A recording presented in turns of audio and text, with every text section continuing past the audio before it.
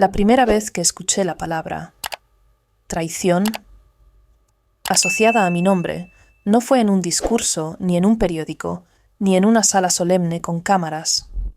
Fue en un pasillo estrecho que olía a desinfectante barato y metal caliente.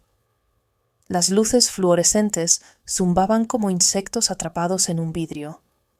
El suelo tenía esas baldosas que siempre están limpias, pero nunca se sienten limpias. Y el agente que caminaba detrás de mí no necesitó elevar la voz para que yo entendiera que, desde ese momento, mi vida iba a dividirse en un antes y un después. Me esposaron con una precisión casi ceremonial.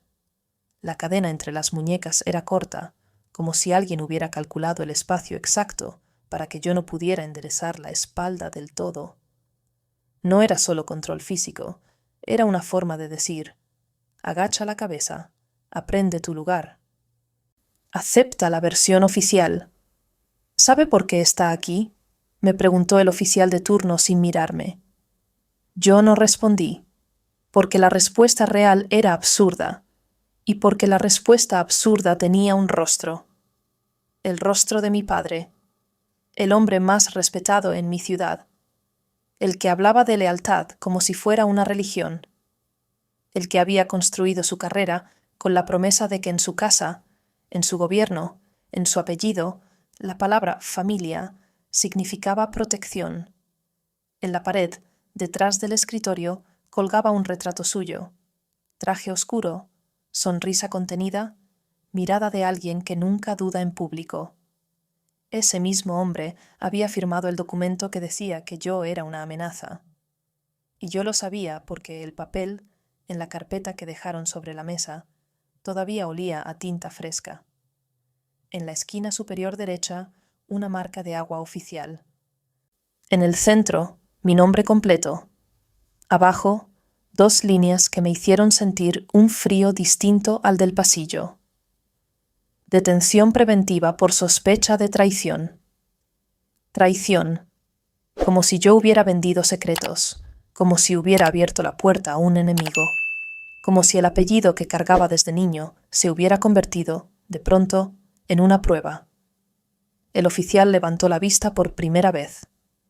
Se le ha asignado un abogado de oficio. Hasta entonces, espere.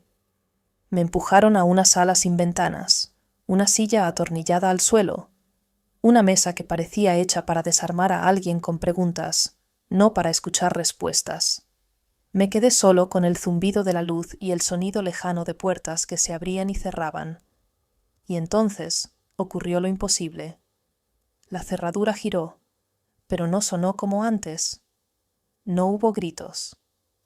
No hubo pasos pesados. No hubo el lenguaje de los hombres que disfrutan su autoridad. Solo una presencia que entró como si ese lugar le perteneciera desde siempre. Un hombre de traje gris, sin prisa, con una carpeta delgada en la mano. No llevaba insignias, no llevaba arma visible, no llevaba credencial colgando del cuello como quien busca ser reconocido. Y aún así, el guardia que lo acompañaba se detuvo en la puerta, rígido, como si, por primera vez esa noche, no supiera quién mandaba. El hombre dejó la carpeta sobre la mesa y me miró como si ya supiera mi historia completa. Sus ojos no tenían lástima, tampoco sorpresa. Tenían cálculo. Detrás de él, el guardia tragó saliva. El recién llegado habló con voz baja, clara, sin teatro. Soy el consejero privado de tu padre. Sentí un golpe en el pecho, pero no de alivio, de rabia, de incredulidad. De esa rabia que llega cuando descubres que el dolor también puede ser un método. Entonces dile que venga, dije, tirando de las esposas, haciendo que la cadena golpeara la mesa. Dile que me mire a la cara. El hombre no pestañeó. Abrió la carpeta, sacó una hoja, la dejó frente a mí. Era un hilo de papel, fino, casi insignificante, sin membrete, sin sello, solo una frase escrita a mano. Órdenes recibidas. Me quedé mirando esas 2 palabras como si fueran una llave que abría algo, o que lo cerraba para siempre. ¿Qué significa esto?, susurré. El consejero inclinó apenas la cabeza, como quien concede un pequeño respeto. Significa que tu padre no te trajo aquí para destruirte. El aire se me quedó corto. Entonces, ¿por qué? Porque alguien intentó destruirlo a él, dijo. Y tú eres el punto más vulnerable de su armadura.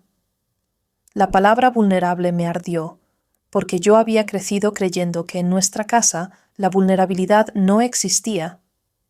Solo existía la disciplina, el deber. La idea de que el amor se demostraba con sacrificios, no con abrazos. El consejero se sentó al otro lado de la mesa como si el metal frío no le afectara, como si la sala fuera una extensión de su despacho. Antes de que sigamos, añadió, si esto te parece una locura, te entiendo, pero lo que está pasando no es legal ni moral, es estratégico. ¿Estratégico? Repetí. Me han acusado de traición. Te han acusado en un documento, corrigió él, con una calma peligrosa. Eso no es lo mismo que estar condenado, y la diferencia es donde entra mi trabajo. Yo solté una risa seca. ¿Tu trabajo? ¿Rescatar hijos de políticos cuando las cosas se complican? Por primera vez, una sombra cruzó su expresión. No era ofensa, era reconocimiento. Mi trabajo, dijo, es impedir que una guerra empiece por un error o por una mentira. Y entonces entendí algo que me hizo sentir más solo que en cualquier celda. No estaba allí por lo que yo había hecho. Estaba allí por lo que otros necesitaban que yo pareciera. Mi padre siempre decía que el poder no te cambia, te revela. Lo decía en cenas con invitados importantes, con la copa en la mano, como si fuera una frase de un libro que había memorizado para sonar humano. Yo lo escuchaba desde la esquina de la mesa, joven, tratando de adivinar cuándo iba a mirarme como a un hijo y cuándo iba a mirarme como a una pieza. Mi madre, en cambio, hablaba poco. Tenía esa forma de silencio que no es timidez, sino vigilancia, como si supiera que cada palabra podía convertirse en evidencia. Ella me enseñó a leer el ambiente, a detectar el instante en que una conversación se vuelve peligrosa, aunque todos sonrían. Cuando cumplí 18 años, mi padre no me regaló un reloj ni un auto. Me regaló una lección. Me llevó a una oficina sin ventanas, en un edificio que no aparecía en los mapas públicos. Había carpetas apiladas, pantallas encendidas sin sonido y hombres que no levantaban la vista cuando él entraba. Si vas a llevar mi apellido, me dijo, tienes que entender el precio. Yo pensé que el precio era la presión mediática, los enemigos, las críticas. El precio era otra cosa, era el miedo. Era dormir sabiendo que cualquier persona que te estrecha la mano podría estar midiendo tu cuello. Aún así, durante años, creí que si yo jugaba bien mis cartas, si obedecía, si me volvía útil, mi padre me vería como algo más que un riesgo. Fue mi error más caro. Porque el día que el país empezó a crujir, cuando los rumores de filtraciones se convirtieron en informes, cuando la palabra intervención empezó a decirse en voz baja, mi padre no miró hacia afuera, miró hacia adentro, y cuando un líder mira hacia adentro, los más cercanos son los primeros sospechosos. El consejero deslizó la carpeta hacia mí. Necesito que recuerdes las últimas 72 horas, dijo. Cada llamada, cada reunión, cada cosa que parecía pequeña. Yo apreté la mandíbula. Me arrestaron hace... ¿cuánto? ¿Una hora? Menos, respondió. Y eso también importa. Pasé los dedos por el borde del papel, como si el tacto me diera control. Hace 3 días, empecé. Mi padre me pidió que fuera al palacio. No a su oficina, al palacio. Eso ya era raro. Había militares en las puertas, más de lo normal. Nadie sonreía. El consejero no escribió, pero su mirada se afiló. ¿Quién estaba? Los habituales, dije. Su jefe de gabinete, el ministro de Seguridad.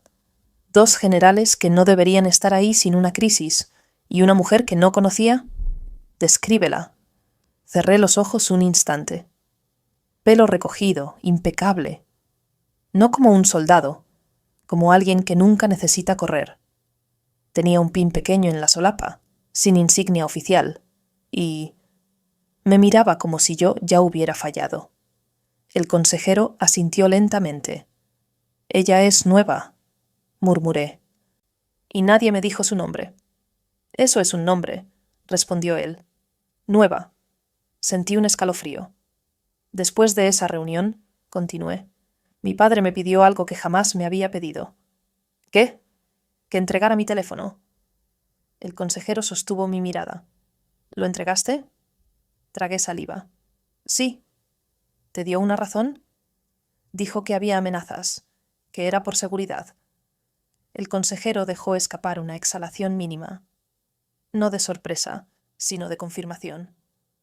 Tu padre no teme a las amenazas, dijo. Teme a las filtraciones. Yo apreté los puños. Entonces él ya pensaba que yo... Él pensaba que alguien cerca de él estaba abriendo una grieta. Me interrumpió. Y alguien le ofreció una forma rápida de sellarla. Arrestándome. Arrestándote, repitió, sin suavizarlo. Y observando quién se mueve. Esa idea era tan fría que me costó aceptarla. ¿Y tú? Pregunté. ¿Dónde estabas cuando todo esto se decidió? El consejero sostuvo mi mirada un segundo de más. Yo estaba donde siempre estoy, dijo, entre tu padre y el precipicio. ¿Y por qué no lo detuviste? Porque hay momentos, respondió, en que detener algo lo vuelve más peligroso. A veces, la única forma de descubrir la mano que empuja es dejar que el cuerpo caiga lo suficiente para ver quién sonríe. Me quedé sin palabras, porque, en el fondo, una parte de mí entendía esa lógica. La había visto en discursos, en estrategias, en cómo mi padre manejaba enemigos políticos. Pero entenderla en abstracto y vivirla con esposas en las muñecas eran 2 mundos distintos. El consejero tocó la hoja donde decía «Órdenes recibidas». «Esta es mi señal para ti», dijo. «Tu padre me autorizó a sacarte de aquí, pero no de la historia». «¿Qué significa eso?» «Que no vas a salir caminando a tu casa como si nada», dijo. «Vas a salir hacia un lugar donde aprenderás quién te quiso usar como cuchillo y quién quiso usar a tu padre como ciego». Sentí la garganta seca. ¿Y si mi padre está equivocado? Pregunté. ¿Y si de verdad cree que soy traidor? El consejero me miró con una paciencia extraña, como si esa pregunta fuera inevitable. Tu padre cree en el control, dijo, y cuando el control se le escapa, necesita un culpable inmediato. Eso lo hace peligroso, pero no lo hace estúpido. Se inclinó hacia mí. Lo que te hizo esta noche, continuó, es horrible. Pero también es una confesión. ¿Confesión de qué? De miedo, dijo, de que alguien lo está cercando, de que ya no confía ni en su sombra. Y cuando un hombre como él siente miedo, hace cosas que luego no puede deshacer. Mis manos temblaron, no por el frío, por la imagen de mi padre firmando ese documento, sabiendo que mi nombre sería pronunciado con odio, sabiendo que yo perdería amigos, reputación, futuro, solo para atrapar a alguien. ¿Qué me costó esto? Pregunté, más para mí que para él. Mucho, respondió el consejero. ¿Y todavía no has pagado el total? Se levantó. Hizo un gesto mínimo hacia la puerta. El guardia, que había estado inmóvil, se enderezó como si acabara de recibir una orden inaudible. Escucha con atención, dijo el consejero, y su voz perdió toda calidez. En unas horas, en los pasillos de ese mismo palacio, habrá gente celebrando tu caída. Habrá otros fingiendo sorpresa. Habrá algunos que intentarán acercarse a ti como si fueran salvadores. Me señaló con un dedo, firme. No aceptes ninguna mano que no conozcas. No creas ninguna disculpa que llegue demasiado rápido. Y sobre todo, hizo una pausa. La sala parecía más pequeña. Sobre todo, no pienses que esto termina cuando te quiten las esposas. La puerta se abrió. El pasillo olía igual. El zumbido de la luz seguía allí. Pero ahora, por primera vez desde que me arrestaron, sentí algo que no esperaba sentir. No alivio. No confianza. Sentí dirección. Mientras caminábamos, el consejero habló sin mirarme, como si cada palabra estuviera calibrada para no dejar huellas. Tu padre te encerró para ver quién se mueve, dijo. Y alguien ya se movió. ¿Quién? Pregunté, con el corazón golpeándome la garganta. El consejero giró apenas la cabeza. Tu consejero de seguridad pidió tu traslado inmediato a una instalación fuera de la ciudad. Me detuve en seco. La cadena de las esposas tintineó. Eso no estaba en el documento, dije. No, respondió él. Eso es improvisación. ¿Y qué significa? Que alguien tiene prisa, dijo el consejero, y la prisa es la huella más honesta que existe. Seguimos caminando. En la esquina vi dos hombres esperando. Uniformes distintos, miradas demasiado quietas. Uno de ellos sostenía una carpeta con mi nombre. El otro tenía una pequeña radio en la mano, apagada, como si no quisiera que el edificio escuchara. El consejero se detuvo frente a ellos con la calma de quien ya ha ganado. Cambio de plan, dijo, y su voz no dejó espacio para discusión. El hombre de la carpeta abrió la boca, pero no llegó a hablar, porque el consejero sacó una credencial. No la mostró. La dejó ver. Fue suficiente. El aire cambió. Los hombres tragaron saliva. Uno dio un paso atrás. El otro bajó la radio como si le pesara. Y yo, por primera vez, entendí que mi padre no era el único con poder en ese mundo. Órdenes recibidas, repitió el consejero, sin mirarme. Y en ese instante, con los pasillos aún oliendo a metal y mentira, comprendí lo que me prometió sin decirlo, que la traición no era lo que me habían acusado. La traición era lo que estaba ocurriendo alrededor de mi padre, mientras él miraba hacia mí, y si yo quería sobrevivir, no iba a bastar con ser inocente, iba a tener que aprender a ser peligroso. Porque la próxima puerta que se abriera podía no ser una salida, podía ser el lugar donde alguien, finalmente, se atreviera a terminar el trabajo.